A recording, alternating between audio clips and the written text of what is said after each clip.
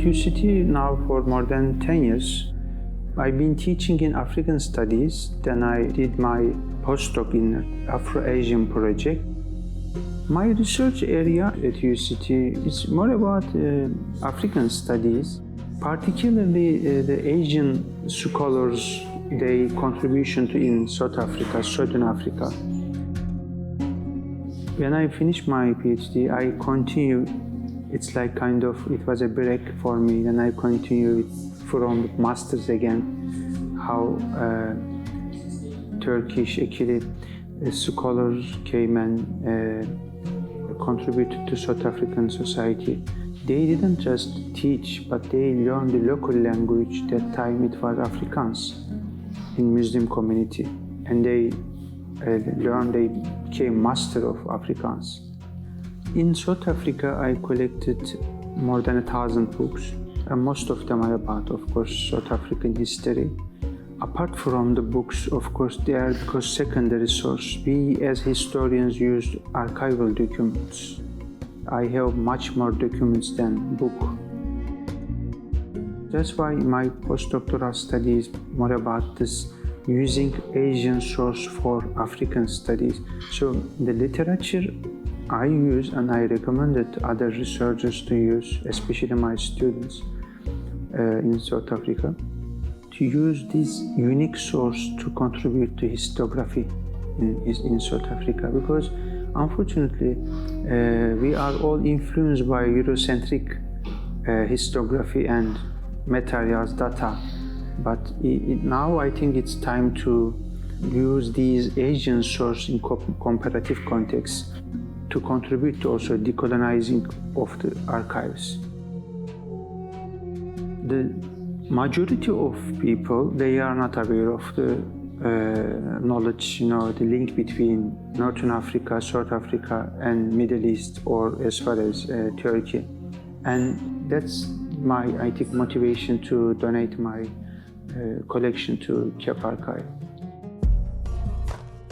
I've been working in this archive for more than 10 years, and I must thank firstly Erika Lerox, head of the archive, Kep Archive. She's extremely helpful. She has always been like that.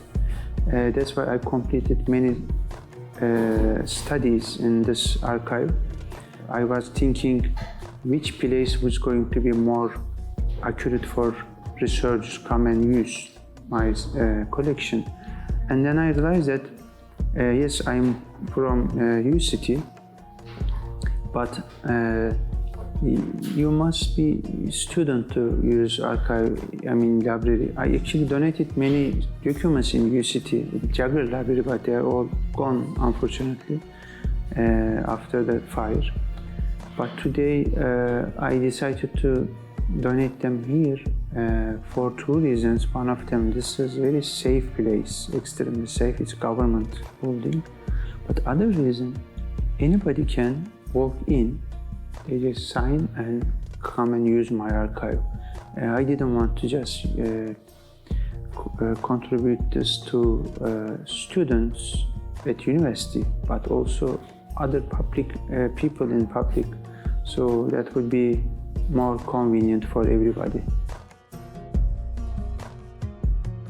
Actually 6-7 languages I used in this archive, but most of them are, if we talk about documents, in English, Arabic, Turkish, and French documents.